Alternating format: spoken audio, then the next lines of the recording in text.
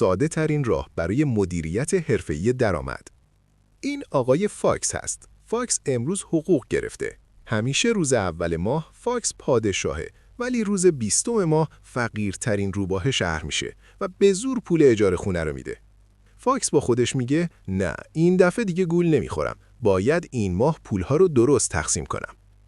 1. برای زنده موندن 50%.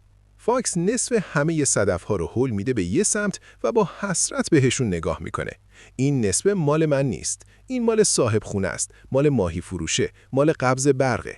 به اینا میگن نیازها. اگه اینا رو ندم از گشنگی و بیپناهی میمیرم. پس اینا خط قرمزه. شوخی نداریم. 2. برای خرید و خوشگذرانی 30%. فاکس یک کیکه کوچیکتر حدود 30% رو جدا میکنه و چشماش برق میزنه.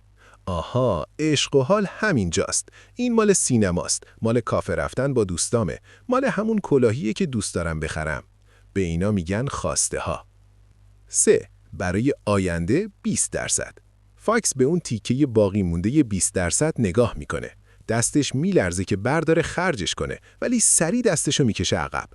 این تیکه انگار اصلاً وجود نداره. فاکس این 20% رو برای اینکه توسط تورم از بین نره سرمایه گذاری میکنه. هر ماه. به این روش میگن 50-30-20. حالا شما بگین که با چه طریقی درآمد خودتون رو پخش میکنین؟ کامنت کن. اگر علاقه‌مند به این جور مطالب هستی، پیج استاک فاکس رو فالو کن.